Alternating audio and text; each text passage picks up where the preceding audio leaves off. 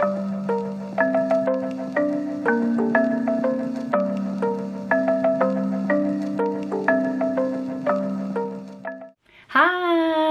Welcome to this new episode of the Phileas Podcast. My name is Sylvie. I am a French expat living in York, in Yorkshire, in the north of England. And I'm presenting you this podcast. I'm recording this on a Monday afternoon in December, so I'm probably gonna go trying to go a bit quickly on the various projects that I'm gonna present, because the daylight is dropping rather fast these days.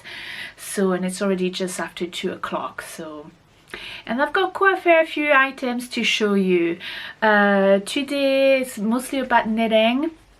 Got a few projects, finished objects, a few works in progress, and the second half of this episode is going to be about the yarn exchange Fibreshare. I got a little bit carried away doing this little little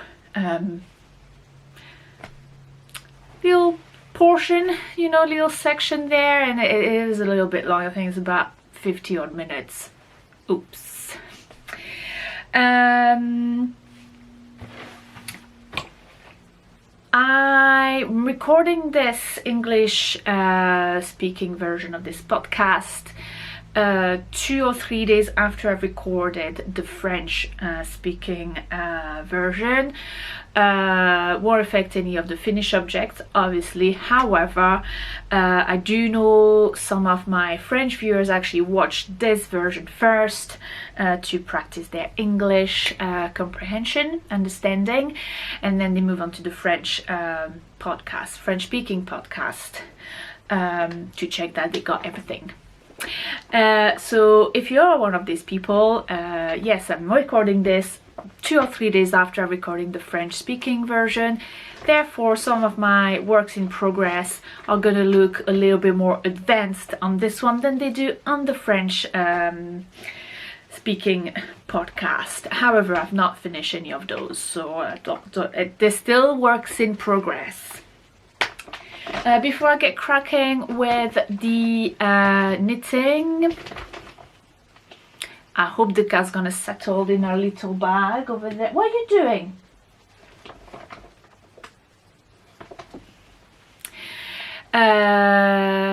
I would like to thank everybody for watching this, for coming to join us for this episode. There's more and more of you joining us, subscribing, watching, liking, everything. So I'm just overwhelmed by all this. So as always, thank you so much, and please continue to watch and enjoy it. And if you do enjoy it, share it with your friends, and comment, tell me that you like it on the comments. Follow me on Instagram, which brings me to, I've not told you about all my handles on social media. You can find me on social media more often on Instagram with the handle sylvie_Phileasyarns. Also on Facebook or Twitter, but I'm very rarely on those, under the handle Phileas Yarns. I'm also on Ravelry, as my personal project page will be sylviephileasyarn, without the S, didn't fit. Or you can, go through the Phileas Yarn page, and then that'll link you to my project page. Phileas Yarn is my brand of hand-dyed yarn, and I do have an Etsy shop. I'm gonna link all of this and mention all of this social media and everything on the description box underneath this video, as well as some timestamps to guide you through this episode if there were something you wanted to skip.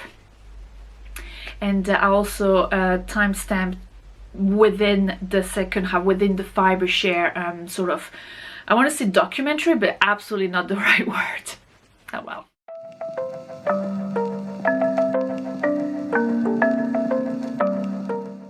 To start with the finished objects, I would like to come back to the last episode when I was starting doing some gift knitting for the holidays. Not Christmas per se, because my Christmas is going to be spread actually between the New Year and then sometime in February as far as my gift knitting goes to.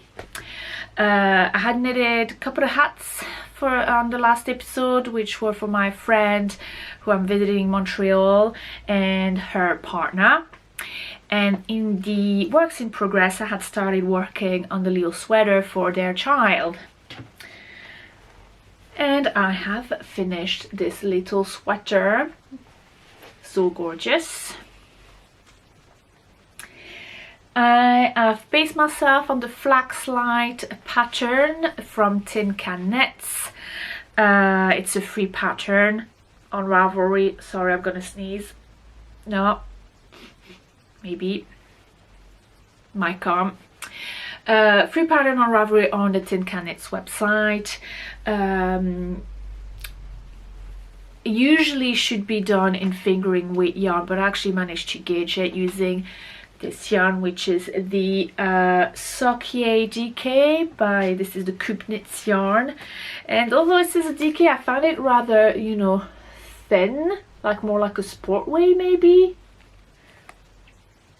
So I gauged it, you know, quite well on the recommended needle size, which is 3.75 millimeters, I think. Well, that's the needle size I used. But then I think it matches the gauge of what they asked for on the Flaxlight. I can't remember exactly what I did. But anyway, it was slightly a looser gauge though than the Flaxlight. But then because this is for a child, it doesn't really matter as long as it's not too tight. If it's too big, then they'll grow into it. That's what I'm thinking. So I've used, so instead of doing like the just the one color and use the garter stitch panel on the sleeves, which is what the Flaxlight pattern is, I've had these full colors and I did some big stripes, color block stripes. The top color is the Wendell. We've got Minos or Minos in the middle, the grey Demeter, the dark green, and this chartreuse is called Aecos. I'm not sure how to pronounce that, but I'll write the colors, the names of the shades underneath as well in the description box. So the pattern is free.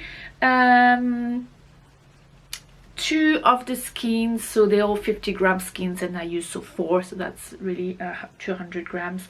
2 of them skeins I had as my welcome package gift at the Garter Stitch Retreat this summer, and 2 of the others, so the grey and the chartreuse, I bought in Yarndale to complement.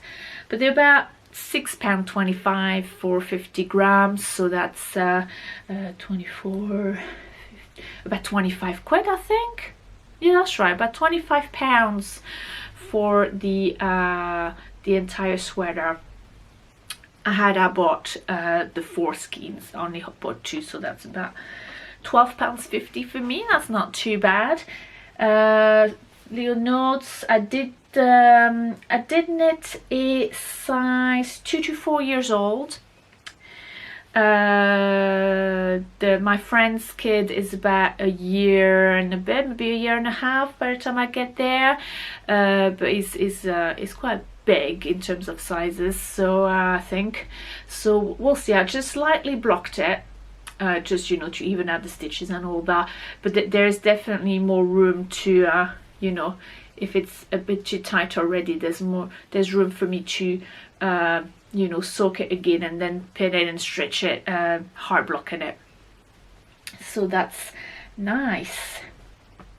That's about it for it. I really like this color combo as well, I should say, but then that's not gonna come to anybody's surprise. It's got blue and grey and green, which is kind of like the one I'm wearing. So yeah, so now we've got my friend, the partner, the child. We're missing the mother-in-law. Yes, so my friend's partner's mum is, well, she's already there, but she's going to spend the holidays with them, and you know, New Year I'm going to join them. So I thought, well, I have to, you know, make her something or bring something. And I thought, well, I don't, you know, I've made things for everybody else, so let's see if I can find something to make for her as well. But I don't even know her name. Like, I don't know who she is, I don't know what she looks like, what she likes, or anything like it. So I found anything that's kind of like hat and everything is quite, you know, a bit too personal. And bear in mind that, like me, my friend and the partner and everybody, well, we all come from the south of France by the Mediterranean. So even like hats and things like that, well, not, depending where you live, it's not really something that you really need in your winter wardrobe, you know. It kind of like, well, yeah. So, however, strike of genius, because like a true Provençal that I am, I do have, for eons, I've had a market bag, like a, yeah, like a market bag, like a cotton one. You know, that stretches, but you'll see because I've made one. So, and I thought this was like the greatest idea ever. I think this is like something that, you know, it's useful, and you know what it is, like everybody has one in the south of France. It's just the way it is, you know. It's like, so I did recall I had a pattern in my Ravelry library. So I went to dig it, and true enough, this is the second oldest patterns in my library on Ravelry. So that's been pending for some time in making this, and it is the Farmer's Market Bag by Elizabeth Taylor. Yes, that's right. And then, you know, for whatever reason, I don't know, I must have been not too focused when I started and thinking, oh, this is going to be easy. I'm not even reading really the pattern as it is. It should be like in sort of worsted cotton yarn. I have used linen. Let me show you actually the end of the finished object. That's what we're here for. So this is the market bag I knitted.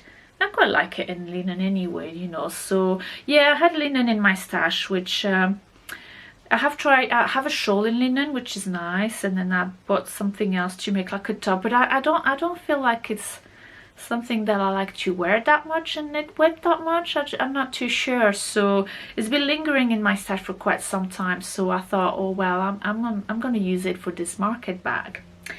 So yeah, so I've used linen. I've used, the blue one is Kalinka linen, which is like a brand from Lithuania or Latvia or somewhere like that, and it's a bit like sport weight-ish. And I've used that, and I've doubled it on the bottom of the bag, and also on the top and the handles with some Quincy Co Sparrow in the Fen colorway. The colorway for the Kalinka is Salvia. So yeah, because I thought I wanted to double shred to make it a little bit thicker, you know, thicker and a bit tighter stitches, so it'll give a little bit extra sturdiness. Yeah, so I did that. So yeah, I didn't go for the recommended yarn, which is, you know, it is what it is. But when I went absolutely, don't know what's happened, is the needle size. So the needle size, it's American pattern, so the needle size they asked for is only in US size, which is a US 11, which I think is a UK 8, I think, or yeah, I think so. I think it's a UK 8 or 7.5, something like that. Something that I didn't have anyway, even. But then in my mind, I'm looking at the number 10, I'm thinking, well, hang on, my set of big chunky needles, they don't go above 10, as in a UK 10. not US 10. I mean UK 10 is probably US 15 or whatever.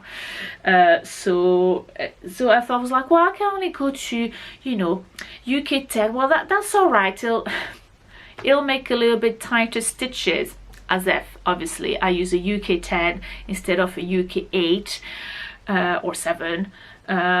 Because I didn't register that was only the US size needle that was given. So although I did the medium size bag, I probably have the length of a large size bag, and the handles are, you can probably tell the difference between the picture on my book and the bag that I'm holding. Obviously is much bigger, much longer, but that's okay, to be fair, because my bag with my giant handles, you can actually wear over your shoulder, which I quite like.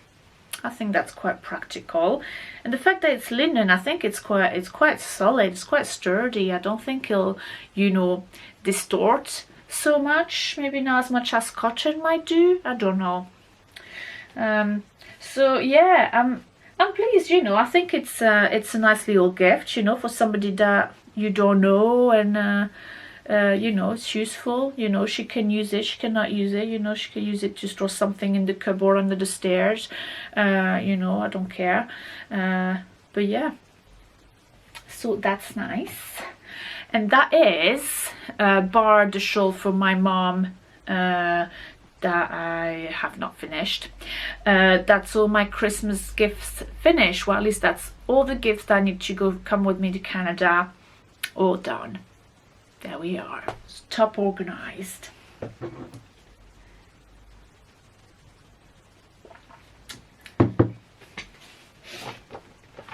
And then obviously and I'm gonna sneeze. I'm feeling it like right now.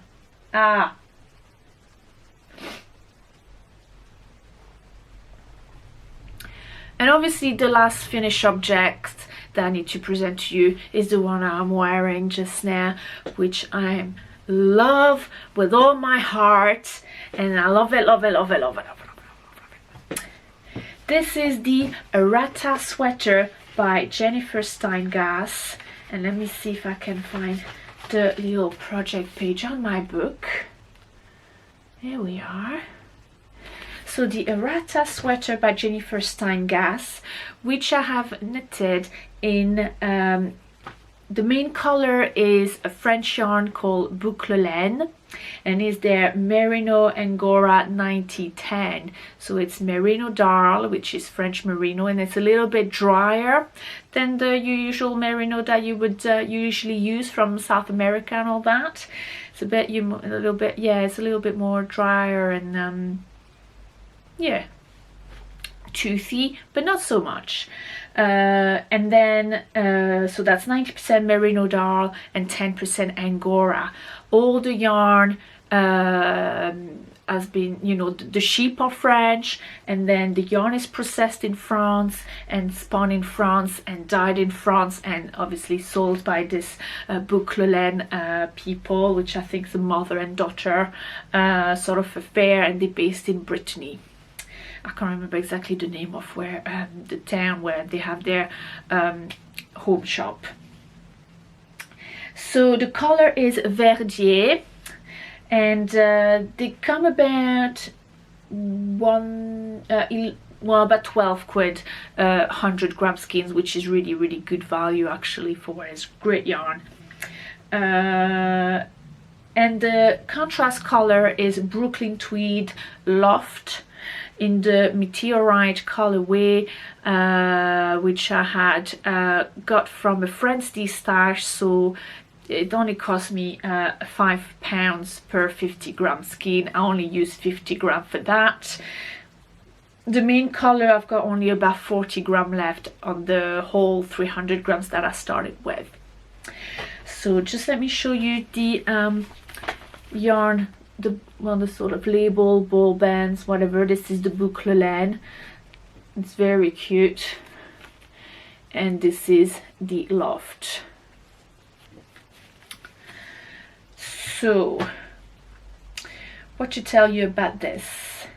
So just as a recap, the yarn, so I got, like I said just now, I got this Brooklyn tweed off a D-stash, and I immediately thought I could incorporate it in some sort of yoke, or very quickly. And that was shortly before I went to the yarn festival, the Fil de la Manche, Channel Threads in Normandy. So I bought like one skein of my Brooklyn tweed with me to the Fil de la Manche, and I knew I wanted to go to Boucle. I have heard about them already, and I knew I wanted to try, so I went about with my little Brooklyn tweed, and I went like, oh, which color could I pair this with? Like, I had a few ideas of different patterns I could do. Funnily enough, the errata was not in that selection, but it was something else, and it worked out. So yeah, I found this Verdier was the best match, because actually the brown you can't see there, and as I'm gonna speak about this, I'm gonna put some like a little spin of this sweater so that you can see it in its full glory. So yes, so the Brooklyn tweed yarn is brown, but it's got little specks of blue and red and also yellow, but because of the brown background, it comes a little bit comes across a little bit greeny. So that was what the Verdier ended up being my final decision, and I absolutely love it. I had great pleasure knitting with both yarns. All I will say though, I don't think neither of the yarn will be fit for anybody that is a bit stressed when they're knitting and it's got a very tight handle of the yarn, and it's going to be very tight knitted. Both yarns are a little bit brittle. None of them are superwash, so they're a bit brittle. So if you pull a little bit too much, then they're going to break. The Brooklyn tweed probably more so than the Boucle, but still. So, but I don't have a problem. I'm pretty chilled knitter, so that's all good. The pattern itself, absolutely adore. I have not changed one thing in that pattern. I've zero modification. It is absolutely bang on. I'm not even sure I actually lengthened it or anything. I did not. So I have done a size C, which is a finished measurement of 112.5 centimeter for bust, for actual bust size of between 92 and 99.5 centimeters. So I'm a 96 centimeters bust size, so I've got about 6.5 positive ease, which is just enough. It's not clingy, but it's not like super boxy either. It's a nice fit. So this pattern comes with 2 options for the yoke and 2 options for the sleeves.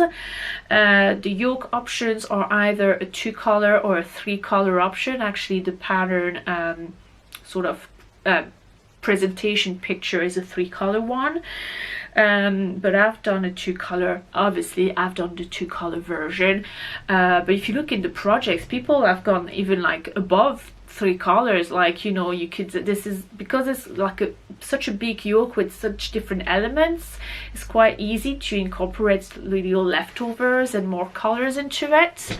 So this is really nice, but I do like the look of the 2-color one. I think it's very smart. And for the sleeves, the 2 options are either the one that I chose, which is fitted sleeves with the long ribbed cuff, which I found was the most appropriate for the yarn I used. The other sleeve is like a little bit balloon sleeves with like no shaping of the sleeves, just a straight tube, and then you reduce the stitches, decrease a lot, and just at the cuff. But I found which is again the version that Jennifer Steingass is showing mostly on the pattern, the one that she's wearing on the pictures of her pattern. But then again, I think it depends on the yarn it uses. I don't think it would have suited this yarn, so I went for the fitted sleeve, and it's really nice. It's very light, but it's very warm, but not too warm either. It's like it's absolutely perfect. I love it. What else? Yeah, I didn't change anything. Like, even the gauge was bang on. The only thing that I sort of changed is that you need to start this sweater at the top. It's top down yoke sweater, and you cast on, so you know, your stitches to start with, and you do the neckline, which is pretty much knit in around 5 rounds. Knit 5 rounds. There's no ribbing, no nothing, and you do that on the so the main needle size is 3.5 millimeters. Then you go down to 3.25 for your ribbing, and then you should go, according to a pattern, to a 2.75 for this 5 rounds of the neckline. And in my head, I didn't really look at a pattern. I knew I needed to do 5 rounds in the smaller needle, but because I knew I was a 3.5 then 3.25, I thought it was a 3 millimeters needle size for this neckline. I don't think it made much difference really, but yes, that might be the only thing I made differently of this sweater. That is not per pattern, is that I use a 3 millimeters needle size instead of a 2.75 for my neckline. So start that, you knit your yoke, you separate, no shaping on the body, and then you do your sleeves as you do afterwards, and there you go. So very straightforward. Explanations and patterns are great. Yeah, I'll be looking maybe towards making another sweater from Jennifer Steingass. I think that's it's really nice. She does very nice yokes, and yeah, I like the fit of this as well. If they, you know, that's a standard fit, I'm liking it. That will be it for my finished objects, I think.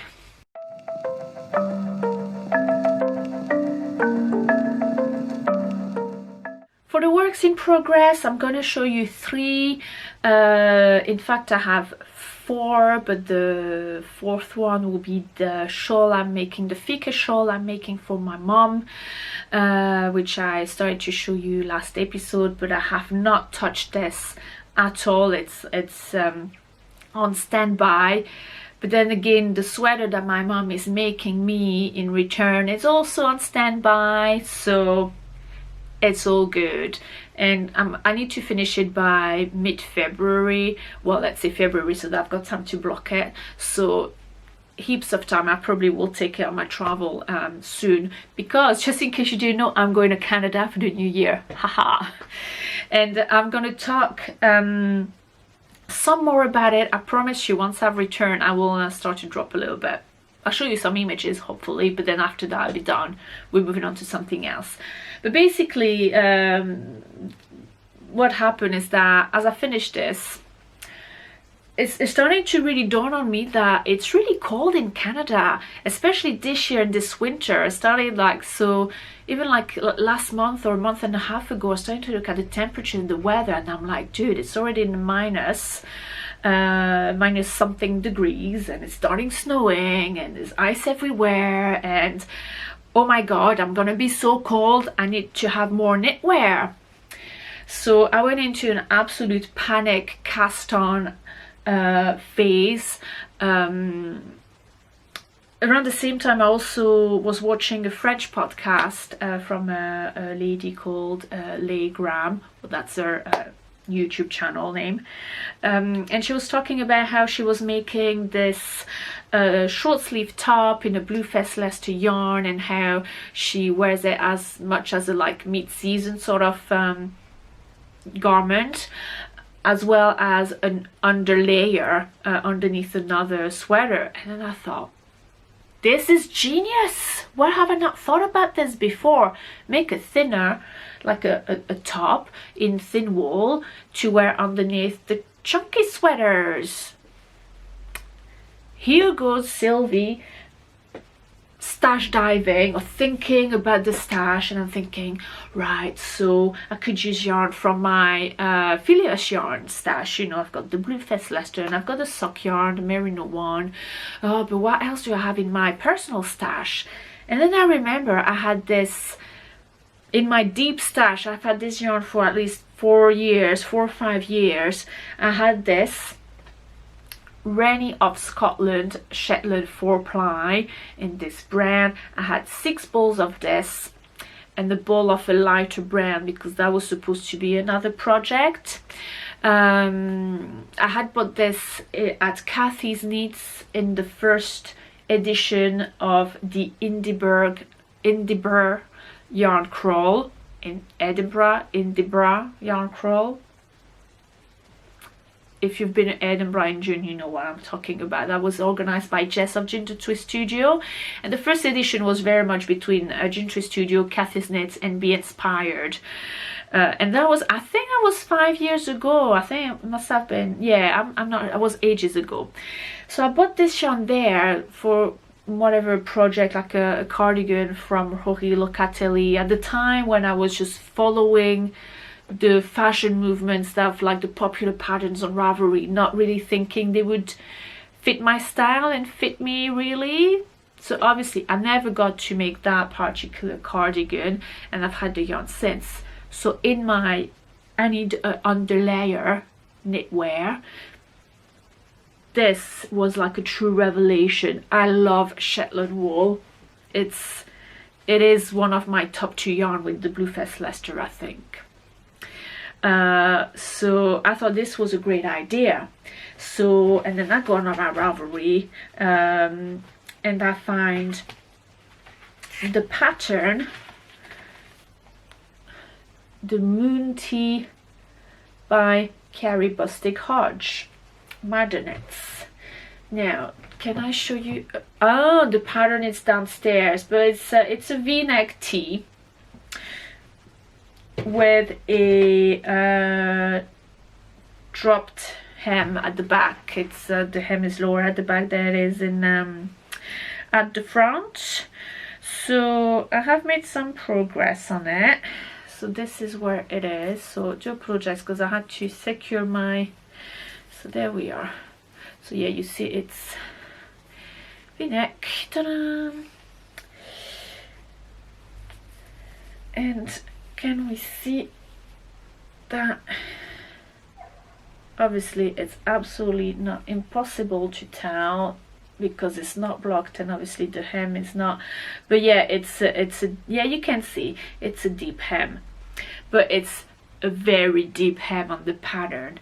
I didn't want so much of a depth in it, so so basically you start this sweater from the bottom. It's a bottom up one, and you started with your few rounds of garter stitch for the hem, and then just right after you finish this, what have I got markers still in there, I don't know,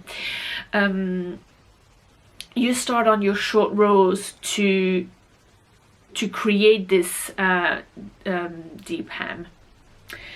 And I only did half of the amount of short rows that she asked for, so that would, you know, just only have the sort of depth to it at the back, and also that would just sort of level up a little bit, because then after that you just need the body straight, no shaping up to the underarms. It's a bit of a boxy one.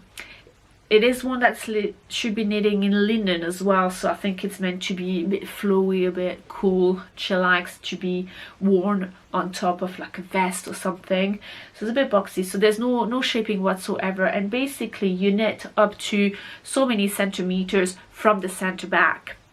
But obviously if your center back is very low, then it's going to make your front very cropped.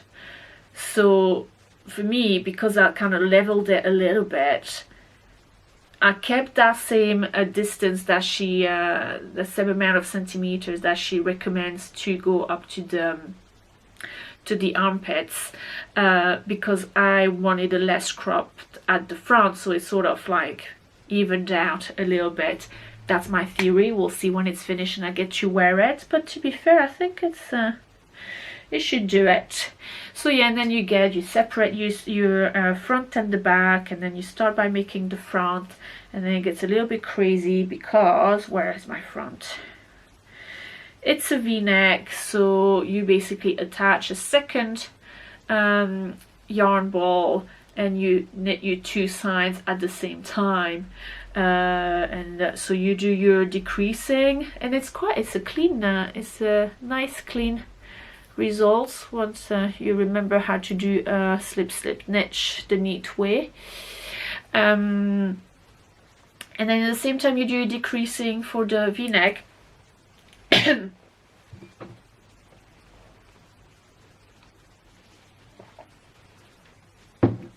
Pardon me.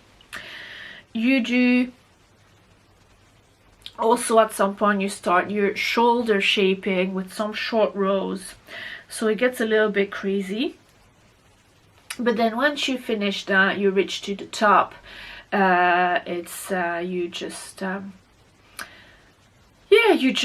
just put them on hold, and then you get your stitches from the back, and then you start on your back, which is straight up until the point that you're going to do the same short rows that you did at the front for the shoulder shaping, and then it's all attached together, and then be like that. It'll be attached, and then you pick up stitches for the short sleeves. So yeah, I hope I'll get to finish this in the next couple of weeks. I mean, I'm about halfway through the top of the back, I would think, so that's going pretty well. It's gonna be cozy. Yeah, and for some reason I realized as well, starting on the back, I think yesterday I've noticed that I somehow managed to knit 1 or 1.5 more centimeters on the chest, I suppose, like after the separation, than actually should be. So it's gonna a bit longer, so I'm probably gonna get my armpits coming a bit lower. I've got to say they're very narrow though on the pattern picture, which I do not have right now. But then it's probably not a bad thing. We'll see, we'll see what it's like. The aim is that it keeps me warm, and I've got, usually I get boxy sweaters. I mean, even this one is it'll probably be fine. We will see how it goes. So yeah, so there we are. So I've knitted this on the 3.5mm needles, and I'm knitting this Moonty on a 3.5 millimeters needles, and I'm thinking I'm a little bit tired of very thin yarn and a lot of stockinette stitch. I need something to break that, and I need something big, like chunky to handle and fun, and so here goes back into my stash, thinking, oh, what kind of yarn do I have that thicker, like in the sort of Aran or DK sort of thing, and what can I make with it, again, well, since I'm going to Canada, do I want another new sweater to take to Canada that will be in a thicker yarn? What do I want? And yeah, and I had the right combination, which I've been thinking for a wee bit to do. So I did put that into action. I have made, bear with me, I find the page. So unprepared. I had cast on the Solbane cardigan by Mary Jane Mucklestone, which is in the Making magazine number 4, the Lines edition. This magazine was a gift some Christmas, and I already immediately, that was my favorite pattern in all of them. There we are. There's another version in the actual instruction page, so let me see. You can see a little bit better the sort of lines we're talking about. And in my stash I had the right yarn as well, which is, let me show you. Yes, Blacker Yarn Tor, which was their 13th anniversary yarn. So this yarn contains 55% Romney Cross from the south of Devon, 28% of the softest Merino Cross from the north, which North? 5% of North Ronaldsay and 4% Shetlands and 8% alpaca. A lot of things. And yes, so I had this in my stash, and again this yarn's got a little bit of it's been evolving a little bit what I wanted to do with this yarn, because first I had 3 colors, which are, so the undyed grey, I can't remember if they named it something, but I've got an undyed grey, and then I've had this sort of dark greeny grey, which is Rundlestone, and then we have this bright green, which is Leiden. And originally in Yarndale last year, so 2018, I had bought, I like the yarn and I like the color palette, but I didn't have anything in mind for it. You know, it's not like I needed this yarn, so I only bought 1 skein of each of them 3 colors, thinking, oh, I'll make some sort of color work accessory or something. You know, the yarn that you buy, but you definitely don't know what you're going to use it for. And so that's end of September 2018. And then, you know, shortly after that, I'm thinking, so sometime during October, clearly, I'm thinking, well, I don't know if I want an accessory. I'm not really inspired by this idea. Maybe this is nice yarn. Maybe, you know, I'm going to go to that Yarnporium in London in November. Again last year, so maybe, you know, I know Black Yarn's gonna be there, so maybe if they have some more, maybe I should look at a sweater pattern and buy more to complete what I've got and things like that. Right, okay. So I go to into my Ravelry library, and I, you know, think that the Audrey cardigan by Isabel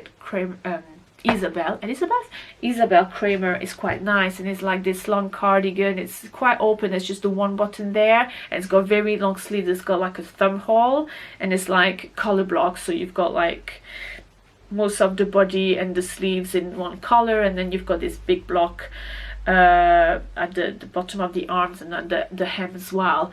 And I'm thinking, oh yeah, so the 2 sort of grays, not the bright green, I would do whatever with the bright green sometime. I'm just gonna get some more of them 2 colors. So I go to this Yarnporium in London in November last year.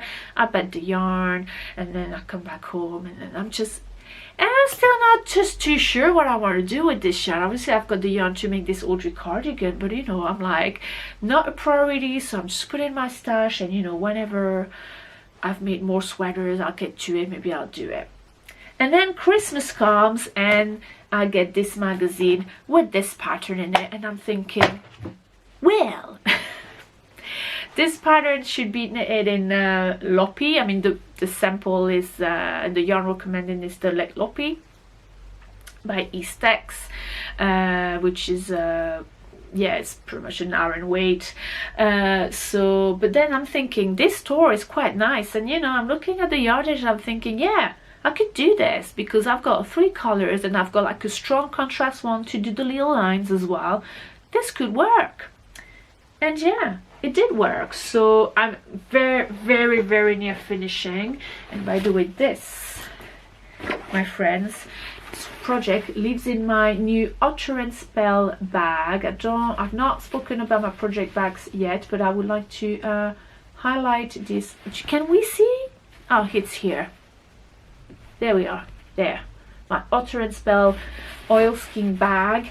Otter and Spell is a new business, and is a new knitting friend here in York as well. So that is amazing. I highly recommend. She's got some fun things to do and sustainable projects. Anyway, back to the sweater. I have done. So I'm literally just need to do the finish the second, well, this is the buttonhole band, but I just need to place my buttonholes and just knit the 3 rows and bind off, and that's it, finished really. And then I did buy buttons, and I did buy a ribbon to you know, tidy my stick. So I really like how it worked out. So yeah, this is the undyed, this is the Rundlestone, and this is the Leaden colorway, that green one. I'm really pleased with this. It was rather fitted when I tried it on before cutting it. I've not really tried it on after cutting it because I want to secure my sticks before I do that. They're secured. I've done my crochet reinforcement and all that. But yeah, still I don't want to play too much with it. It's not a boxy one. I don't know what I was thinking actually. I don't know, because I've got pretty much zero. Yeah, if I've got 5 centimeters positive is, it's pretty, but I don't think it's meant to be boxy though. That's probably why. Is it meant to be boxy? It's not, isn't it? No, it is a fitted look anyway. So yeah. So yeah, this is nice. I like this. I'm pleased with it. Finally, I am very pleased with what this yarn has become. So it's a top-down cardigan knitted in the round that you stick afterwards. The modification that I did on this mostly is that I'm not sure you'll be able to see, but the neck is really high, and I didn't want such a high neck line. So what I did, I cast down the amount of stitches that you get after the first round of increasing of the yoke. So by that I mean that for my size, which is 100 centimeter bust circumference, you cast on 63 stitches, then you do your little ribbing, and then you start your yoke, and after the first increasing you should get 93 stitches.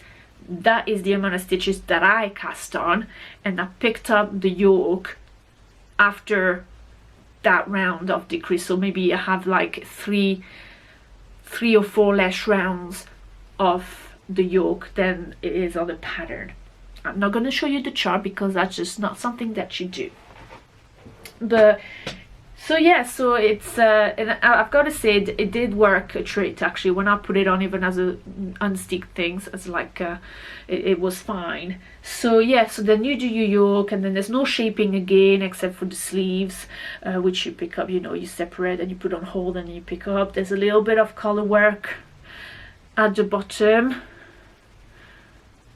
And then yeah, reinforce your sticks, cut it, do your button bands and buttonhole bands.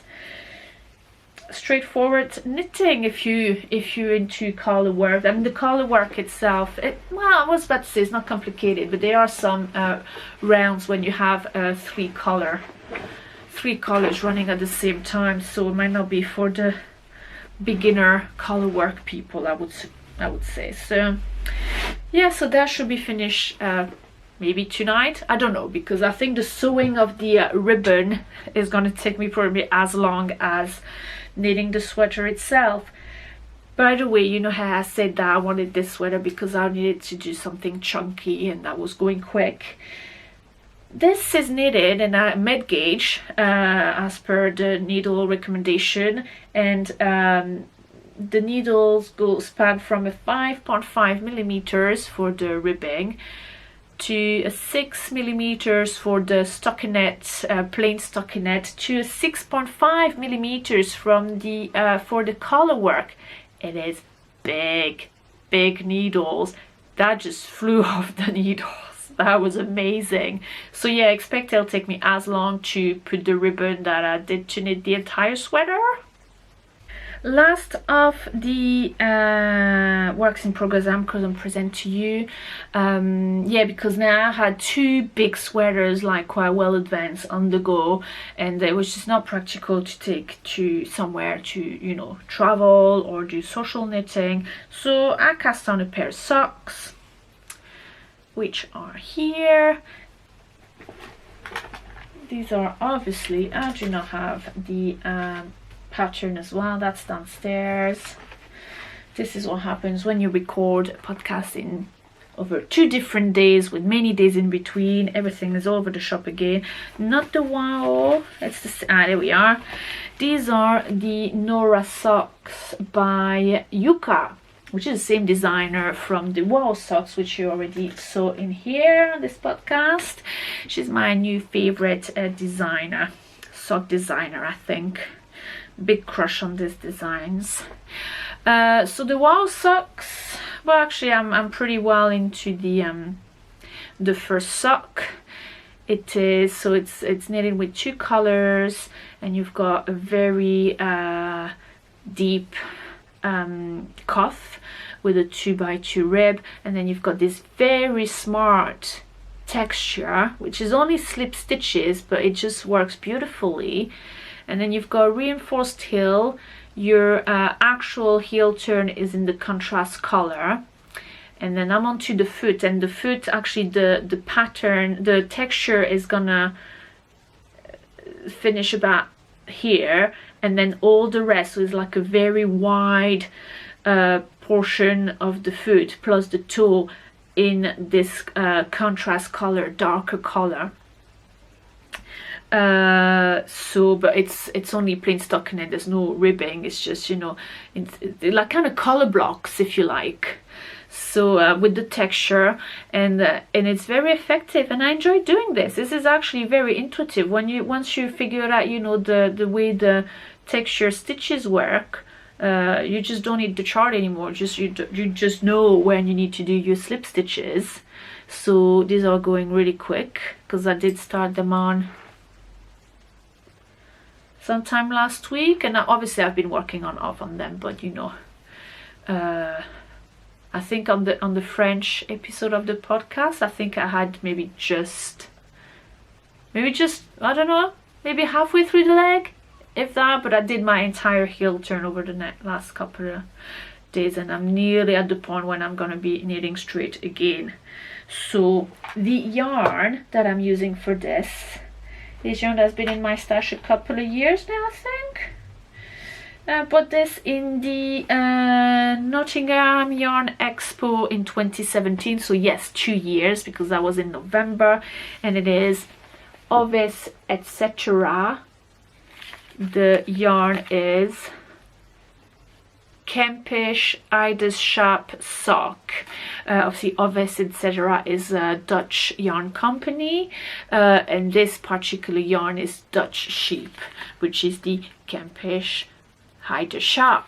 So it's got 85% of this and 50% polyamide. These are 50 gram skeins. They're non-superwash wool. This yarn base is not available on the website because I thought I had a look how much, because I cannot remember the price at which I bought this, and I was looking for that, but I couldn't find this yarn. However, the colors that I've picked, she still makes them, but in different yarn base. So this is Delft Blue, and the contrast darker is New Jeans, and I really like how they pair together. So yeah, so I'll be looking forward to starting on the color block of the half a foot plus toe, and then we get onto sock number 2, so that'll be nice. I think that'd be nice. I don't know, I know some people, they do you know, sock boxes, or you know, that they knit pair of socks and then they keep them in the box until it's Christmas. I don't know if I want to do that and start knitting socks that I would just only use next Christmas. I feel like I may need knitted socks. I may not wear them now, but I want to wear them maybe next winter, well, next autumn winter. So I'm thinking I may start making a box like this, but then I would give myself for my birthday, which is mid-August. So that means that, you know, I get loads of socks to start wearing in like September, October, when autumn arrives. So, you know, this might be the first pair of socks to go into those. Yeah, possibly. We shall see. So I finished blathering about my finished objects and works in progress. Now I'm gonna move on to just include the little montage I've done about my Fibreshare exchanged. Because it's so long, I don't expect everybody will want to watch that next section of the podcast. So I'm gonna give you my goodbyes just now, and then that'll be it. So yeah, thank you for watching this far or to the end. If you do, I will see you in the new year. So in the meantime, have a lovely Christmas, have a great holiday time, enjoy your friends and family for the holidays. Happy New Year, and we shall see you in 2020. And what else to say? Just keep on knitting and keep on knitting something warm, and keep healthy, and all the good things.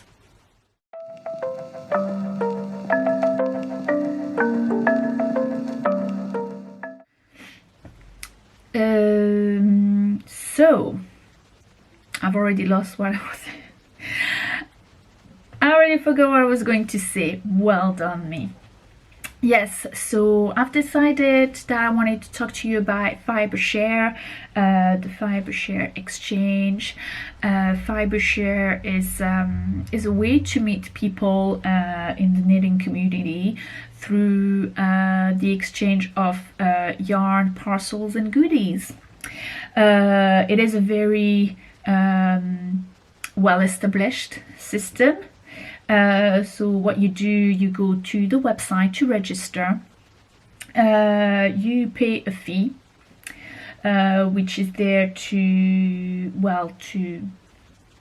I'm guessing to finance the people who do the work behind, but also to finance the emergency packages, because sometimes it's like everywhere there are some stupid people out there, and some people don't really care about what they are gonna send to other people. So the Fibreshare team always have some emergency packages to send to those people who either haven't received their package, because sometimes post office or postal services in general, and for the people who really had a bad partnership, let's say.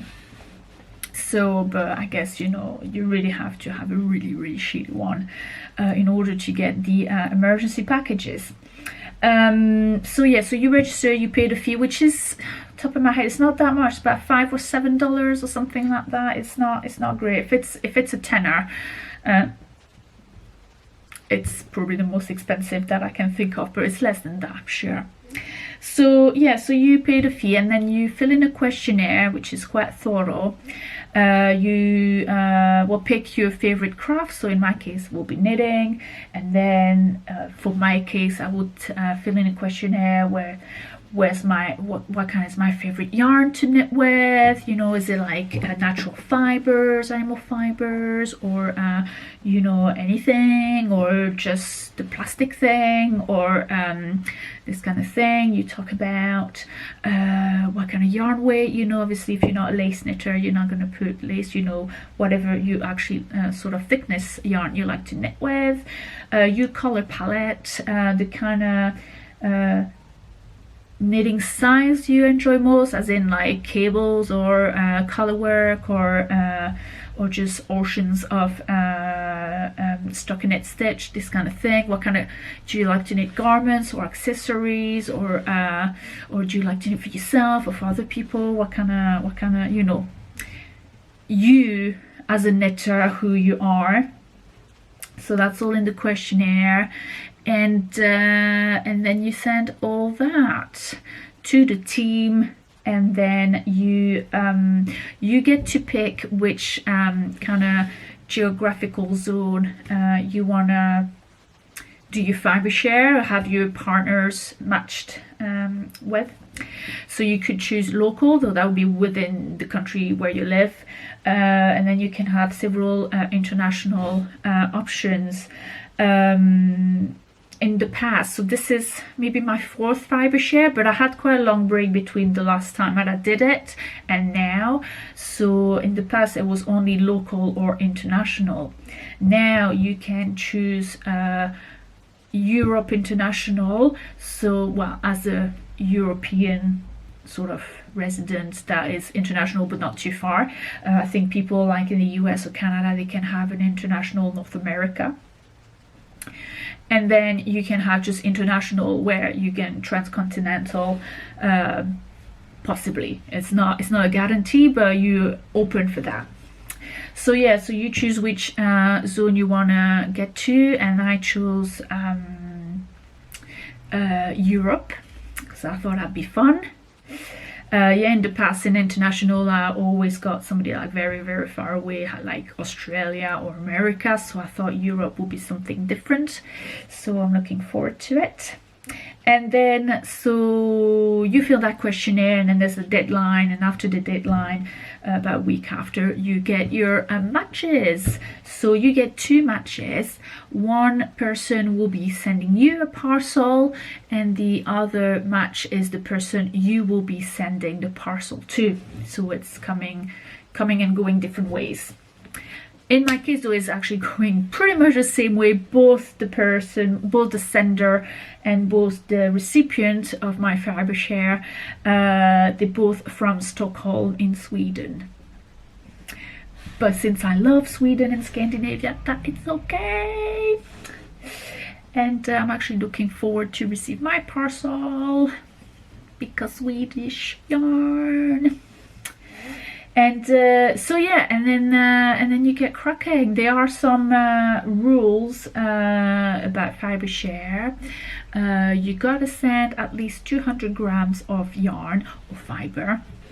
And then they started to put a cap on the amount that you get to spend, whereas some people, like I said before, they just, you know, send whatever they not want in their stash, not spending any money on yarn. But you don't have to, even if it's good stuff. You can, I mean, I've sent some of my stash, as you will see when I get to talk about it, but I like to think it's good stuff. Just gonna put it out there. But yeah, some people, they just send random things regardless of the color choices of their partner and, you know, the yarn wishes, put it that way. Some other people are a bit too generous, I think. So, and it just, you know, it kind of creates this sort of like, yeah, it's kind of weird. So yeah, to balance it off, I think they've put a cap on how much you're going to spend, which is about $100 or $120. I did not spend that much. I mean, I did spend a couple of things which I didn't have, you know, and that to respect the yarn wishes, which I'm happy to do. This is what it's there for. But yeah, not that much. No. So yeah, and also, so there's that, and if you wish to, which is something new as well for me, is that there is a theme now in Fibreshare. Each edition of Fibreshare is going to have a theme. The theme this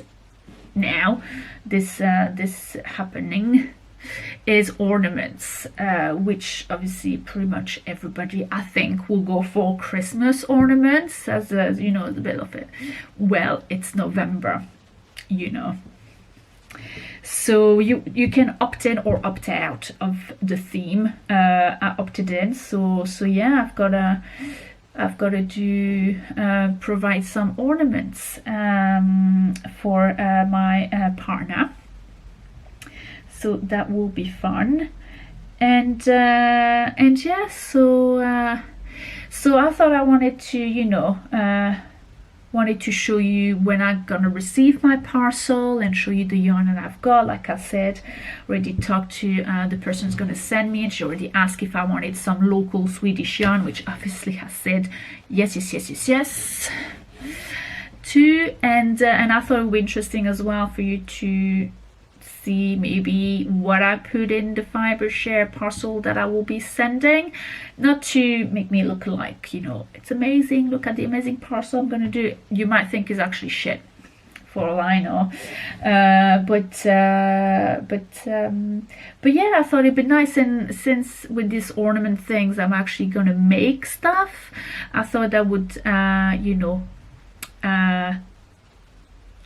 that will be part of the stuff that I'll be making, as well as whatever jumper I finished and stuff like that. So yeah, so I think I've covered everything as an intro. If I forgot, well, I'll mention it at some other occasions. So there we are. So in terms of ornaments, which is the theme of this Fibreshare, as I just said, I'm gonna make some little tree ornaments. I'm gonna make some little flake shape, snowflake shape little ornaments, which I will present to you. It's a bit of an experiment, let's just say, but then so I've got this little ornaments, and obviously I'm gonna put some little chocolates and some little tea bags, and kind of all sorts of little goodies. And I thought what would be a nice idea to put all these little things together will be to make a Christmas stocking. And it so happened that in January this year I've made some shopping when it was the sale on one of the sort of fabric shops I've bought before, and I get sorry, I'm gonna sneeze. I get the newsletter, and so I thought, oh, it'd be a nice idea to buy some Christmas fabric that cheap, maybe thinking of the Christmas ahead, and then I'll get to do some cushions and things to decorate the house, make it a little bit Christmassy. And I bought fabric to do Christmas stockings. So yeah, that cost me about £2 per panel, because when I say Christmas stocking fabric, I mean the panel which has the two sides of a Christmas stocking, which you basically just need to cut along the dots and then put it together. And this is a light cotton, so it is quilting fabric, and you find these probably any sort of fabric shop that will have some good quilt fabric selection, I would think. And yeah, so it's a little bit too thin for my comfort, so I think I'm gonna line it with something, probably another cotton, because to tell you the truth, this is actually the second time I'm recording this bit. I did it yesterday and it was a bloody disaster. This whole thing making for Christmas Fibreshare is a whole bloody nightmare. So yeah, so this is a Christmas stocking. It's red, but it's not meant to be the actual panel that I've used. It's there. I put it the wrong way round, completely inside down. God knows what I did. Obviously it wasn't did with that yesterday, clearly. So yeah, this one, I don't know, I might harvest the inside, because obviously I had already, for whatever reason, I realized after I trimmed,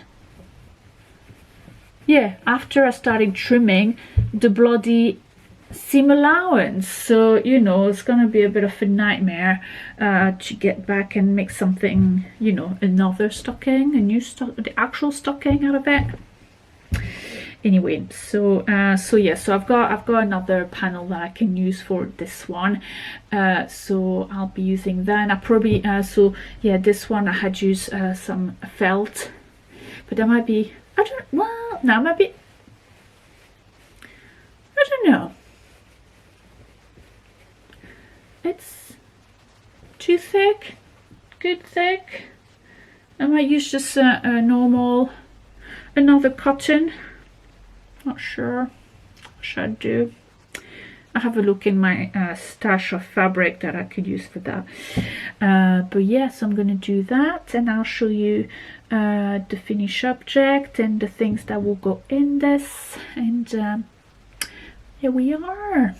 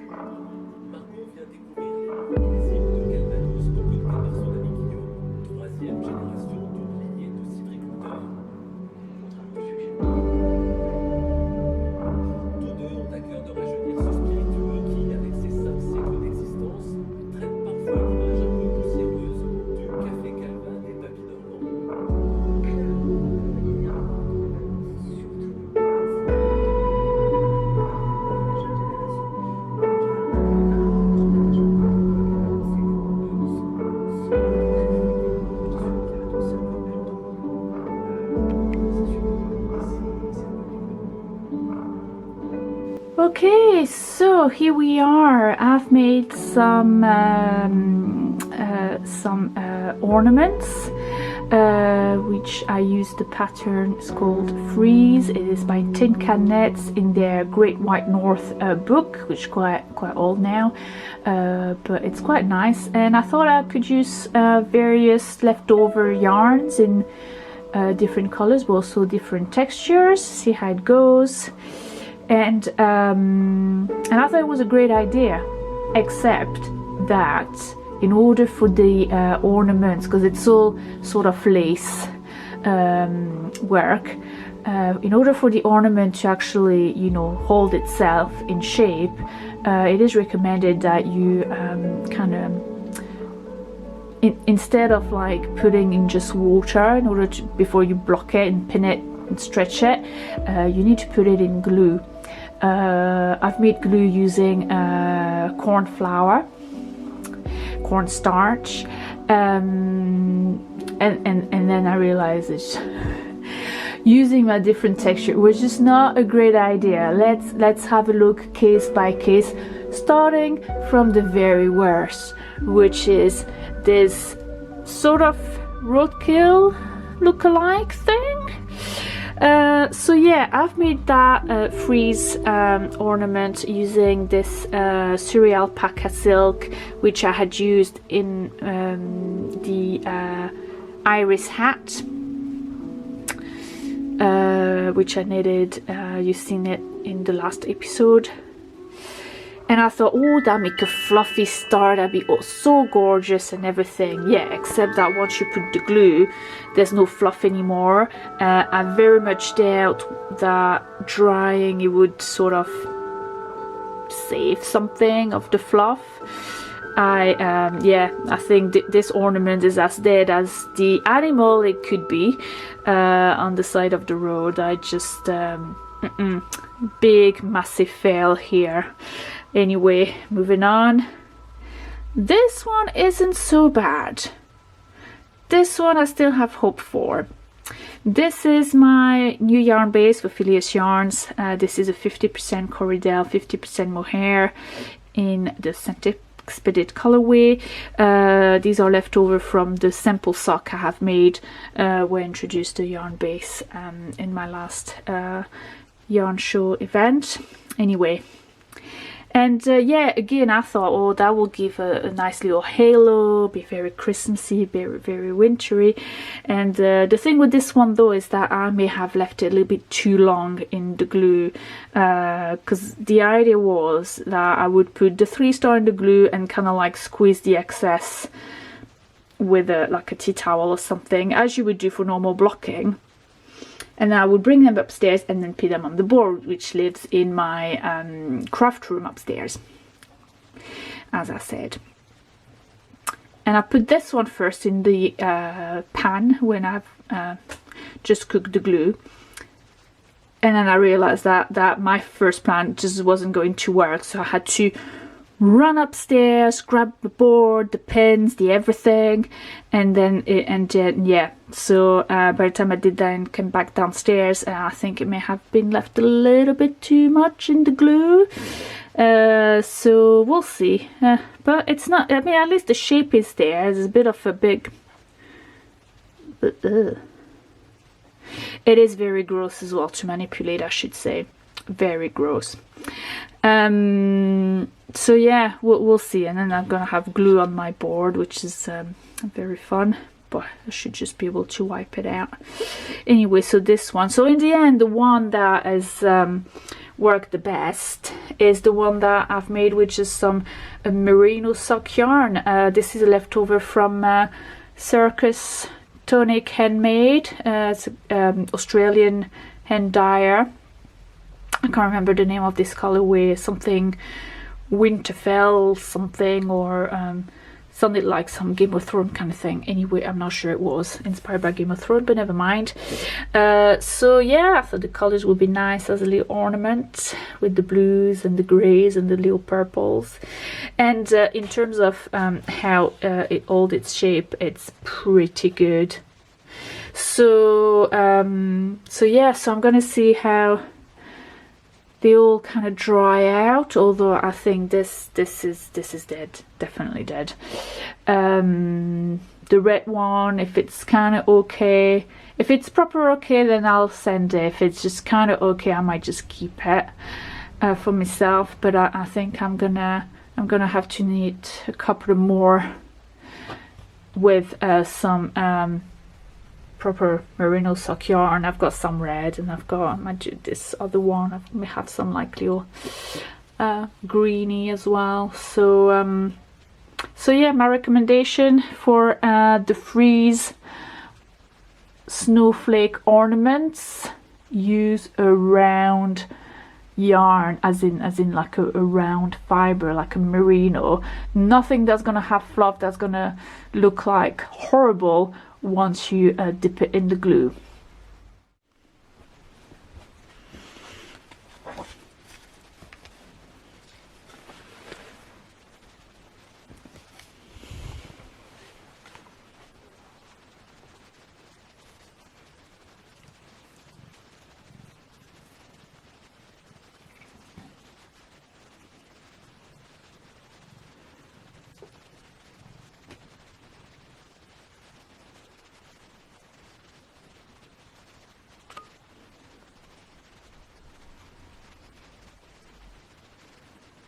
So I've received all the yarns that I ordered for my Fibreshare partner, who is Alexandra or Alejandra.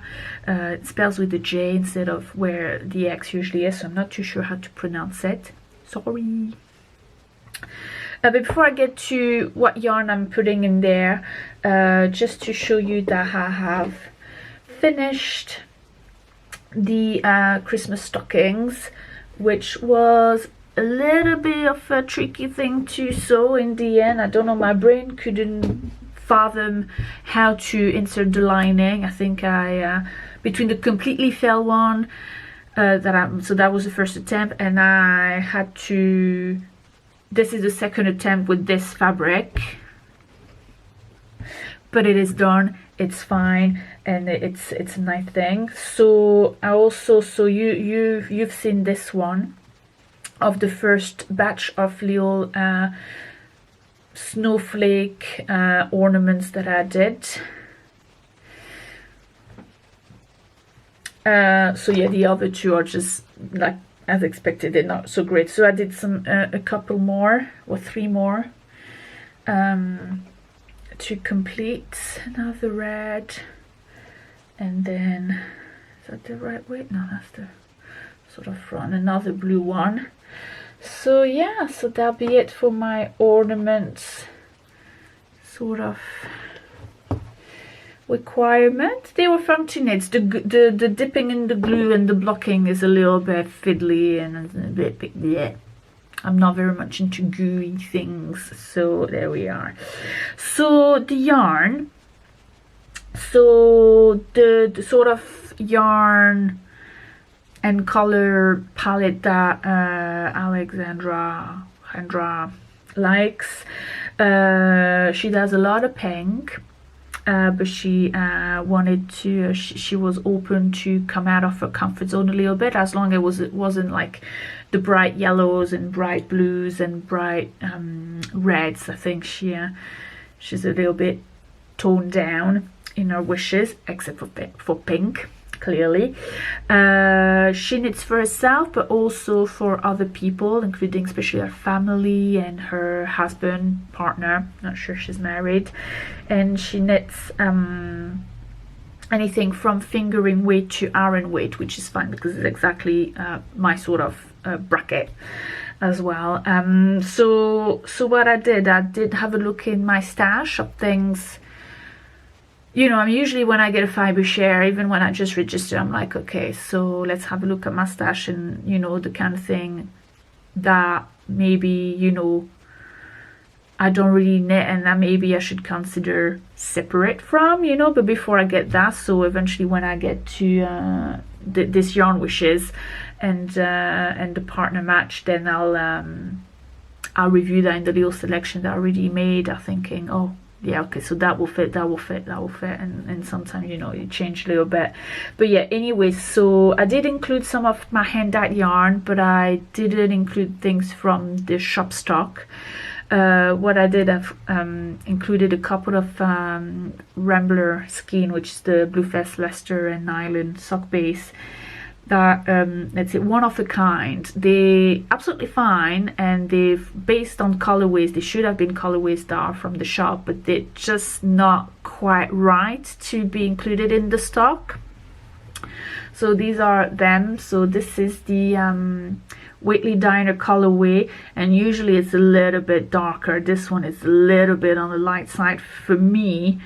So usually has more dark teal sort of thing going on, but this is a bit too light. So for me, for the standards that I have for the shop, that this is not fab. So it goes into the sort of one of a kinds, which I'll have to eventually find a way to manage. But for now, I thought I'll get that into the package, because that's quite, you know, she can knit socks for either herself or even her husband or somebody else. It's quite gender neutral colorway, and it's fun to knit. And this one is actually the Hattie colorway, but yeah, the speckles, or like the yeah, didn't come out the way I usually would expect them to come out. A little bit too splurge, and so yeah, so it's gone into the pile of didn't make the cut to go into the stock. And I thought that this is nice because it is a fun colorway, and it's got pinks and it's got other colors, so I think she might like it for probably maybe socks for herself. We'll see. I hope she likes it anyway. So yeah, there's absolutely nothing wrong with this yarn or the colorways. They just, you know, like I said, not make it, you know, not up to the standards for the shop. So I think this sort of exchange is probably a nice way to you know, to to find a good life for these perfectly good skeins. You know, that's fine. Also from my stash, I did include this cake of Ginger Twist Studio Massa Mayhem Iron Weight yarn, which is a 75% Bluefest Leicester, 25% Massam. And obviously you can see this is actually a color that will be totally up my alley, and it is. I got it at some 2.5-3 years ago, something, at the launch party from the second Tea Hat collection collaboration between Claire Devine and Jess of Ginger Twist Studio, where each yarn was matching a pattern that was inspired by a tea, a branded tea actually. The color is Oriental Beauty. And yeah, but it's just been sitting in my stash, and it's just never had the sort of, you know, moment I was like, yes, I need to make this pattern in this color. I went through several sort of kind of options for it, but I was never really too convinced. So I'm thinking this is a yarn base that my Fibreshare partner probably won't know of, and it's quite soft, and it's local, and it's a good friend dyer, which I really love. And I'm thinking maybe it's time for me to let go of this cake, because it just doesn't seem to want to be anything in with me. So yeah, again, a perfectly good stuff, which I love the color of everything about it, but it's just, you know, that doesn't seem to have its place in my stash anymore. So yeah, it's on it goes to find another lease of life, you know. Instead, maybe you should have a better, like again, for like a hat or something. That would be nice.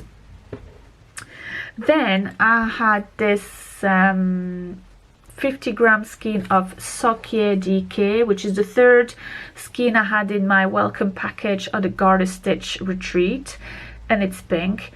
I do not like pink. Gotta put it blandly, like boldly, like that. So, but you know, I kept it even, but because I thought, you know, maybe I'll for a gift or something, like even gift knitting, things like that, I may use it. But then when this Fibreshare match came, and I saw that she liked pink. I thought, oh, well, you know, this is the perfect opportunity. But then I thought, oh, only 150 gram skein, that's a little bit cheap, right? So I went to the Wool Warehouse website and I got another one of the pink, which is amazingly the same dye lot too.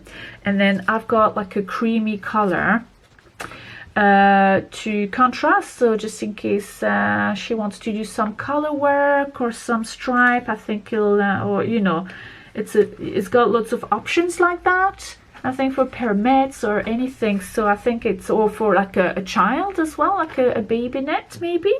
I think that's a nice little package, I think. And then finally there was one quite precise yarn wish in the thing, not in this as like I want this, but you know, she said something like, oh, I've handled some Surrey alpaca silk yarn and it was super soft and would love to try it proper and something like that. So I thought, well, I'll get some of that. And I had just finished my iris hat using the Giddy yarn Surrey alpaca silk, which I found very affordable, and I knew there were a lot of colors that, you know, remembering it from Yarndale, that I thought, oh, I'll find something that's quite nice in there, you know. And I looked to other places, but in the end, you know, I did settle for some Giddy Aunt yarns, and I got this one, which is an amazing color.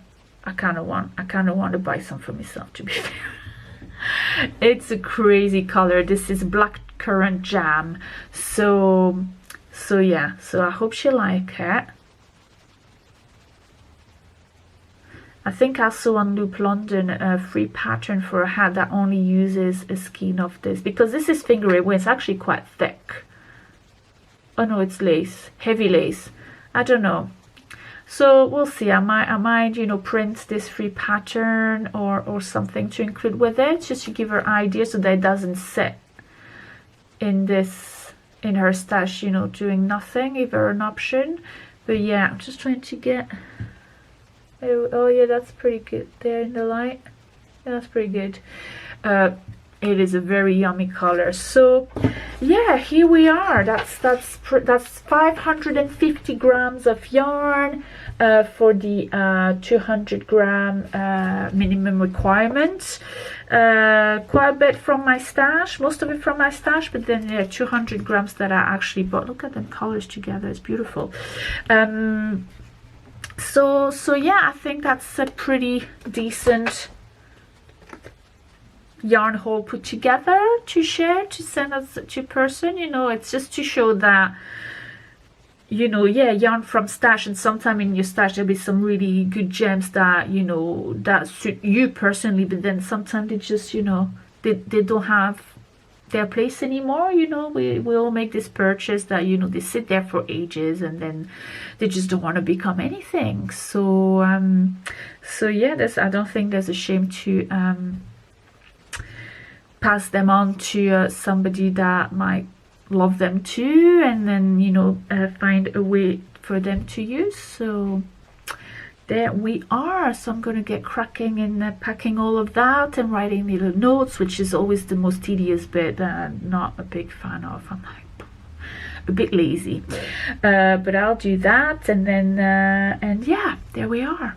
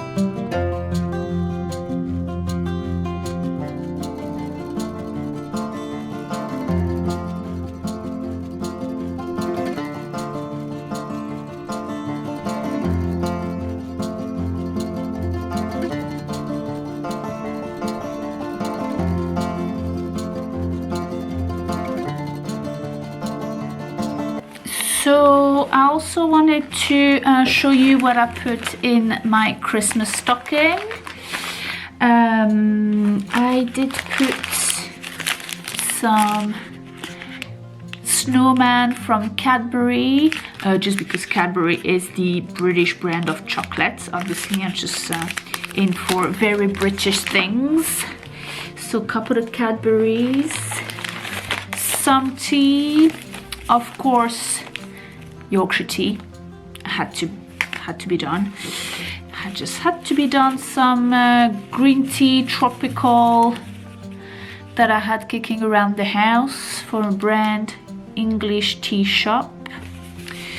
Again, that feels very very British, all that. It's got green tea, lemongrass and tropical flavors. I think it's got some spearmint as well, which is why I don't like it so much for myself. I'm not a big fan of spearmint. And a couple of puka tea, herbal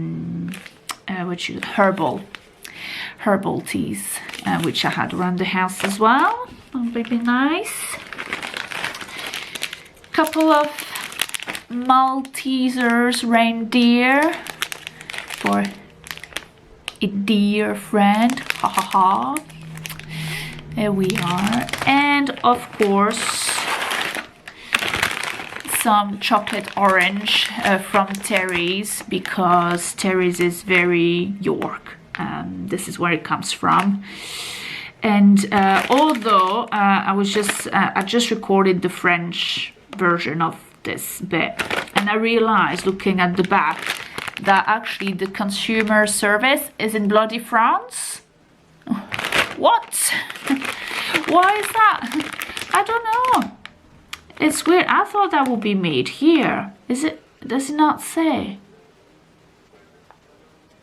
Here goes my very Yorkshire made chocolate, but it doesn't say where it is. Just say consumer care line at Issy-les-Moulineaux. It's funny because I thought it was actually Carambar. So I never realized, unless Terry's got bought over by Carambar, but they still make it here. I don't know. Anyway, everything goes back into this stocking.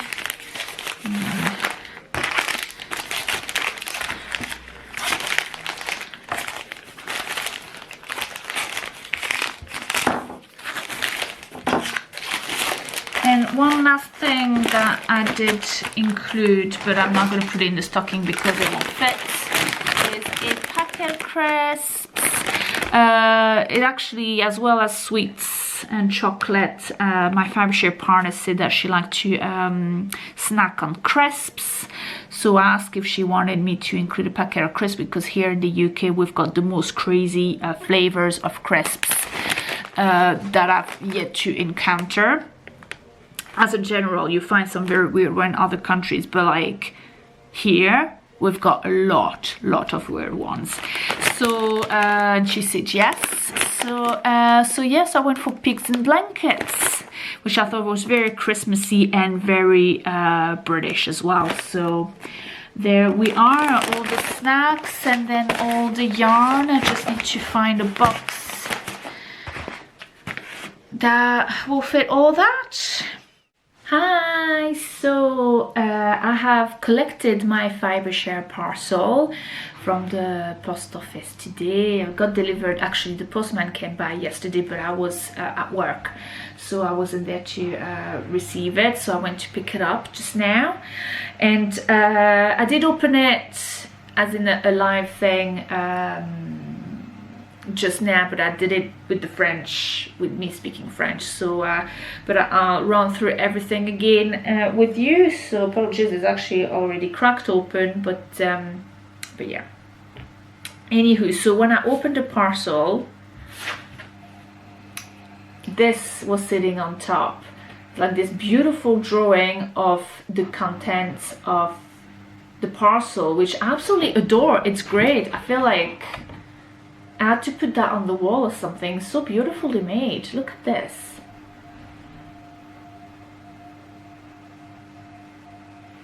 So I absolutely love this. It's great. So I just run through, took out first the bits and bobs, not the yarn. I kept the yarn for last. And yeah, there's some little Santas of marshmallowy Santas, which are great. I had some tea, which I opened, and it smells absolutely delicious. Looks like it's green tea with some sort of berries or forest fruits kind of flavor. It's very sweet sour sort of smell for the from the fruit. I've got some little tidbits like these little buttons, this little handmade by labels. I'm not sure you can see with the sort of packaging, which is very nice. A lovely little box with some what you call it, stitch markers,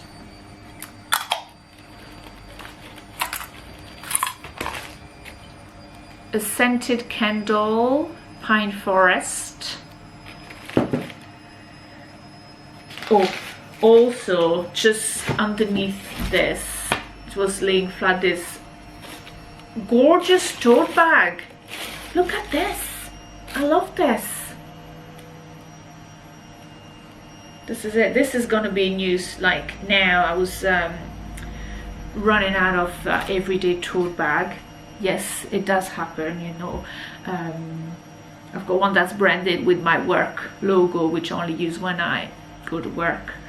The other one is busy storing things, but it's not that big, the one I bought in Portugal, but it's some stuff is stored in the kitchen, and the one I kept using is getting old, and I have to change the handles. So yeah, very timely. And then also she made me a little ornament, which was the theme of this Fibreshare, and it is the absolutely gorgeous little Scandinavian mitten with Latvian bread. Look at that. It's beautiful. That's gonna go in the Christmas tree if I put it out today or tomorrow. I mean, it will go in the Christmas tree whenever I put it up, or I mean, it's there, but you know. So, and the yarn. So going on my little description instruction things, we have to be expected from a parcel coming from Sweden, some Gotland yarn. Look at this, absolutely gorgeous. Gotland yarn from, I'm not even sure, oh yeah, that it says there. Am I gonna even pronounce it? I don't think so. There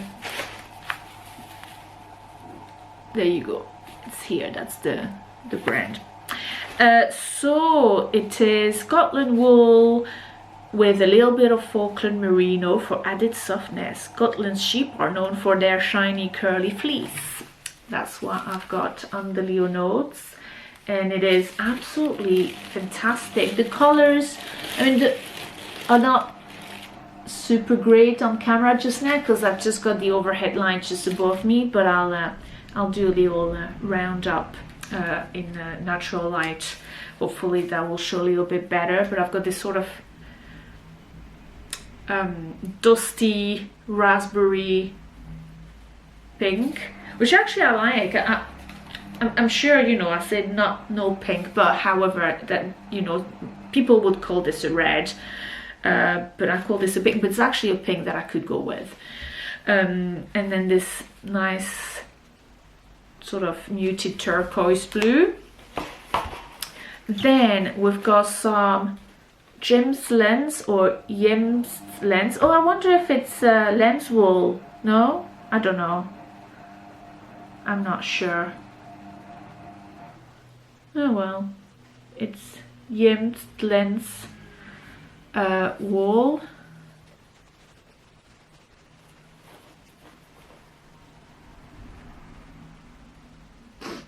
Undyed.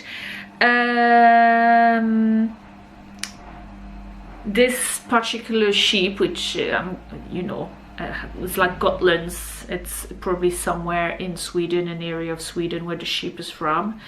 Nicknamed the Swedish Merino because of its squishy softness, and it is really bouncy. It is lovely. And to be quite fair, I think that these are fingering weights. This is a little bit thicker, maybe not quite a sport yet. And I think this has potential for some pretty damn good color work of sorts. I'll have to think about what I want to do with all this. This is a lot to think about. Then I've got some hand-dyed yarn from Shebot Garner with this grey and yellow, and it is 70% Blue Fest Leicester superwash, 20% silk and 10% cashmere, and it is a fingering weight, so this will go nicely in a shawl, I think. And then we've got two little ball of more commercial yarn. So this baby alpaca here, and this onion knit ball, which is organic wool and nettle fibers. That's a brand from Denmark. The brand is from Denmark, but there's a made by Italy, so they probably send this to spin in Italy, which Italy is actually have like a huge business of spinning yarn for commercial brands. Yeah, so this was all this parcel, and at the bottom I have this gorgeous little paper with alpacas, which I am going to try to reuse because it's too cute. There we are. This is my Fibreshare. Absolutely love it. The colors are great. The yarn is great. I think my favorite is probably the Gotland's. This is absolutely gorgeous. I'm curious about this Yarns lens. I don't, honest to God, I can't even pronounce it right. I do apologize, Swedish people. So my Fibreshare partner sent me this is Linda, and Linda, if you ever watch this, thank you ever so much. This is amazing, crazy amazing. Absolutely love it. Wow, I love it. Simple. Yeah, there you go. This was it for this Fibreshare experience. So yeah,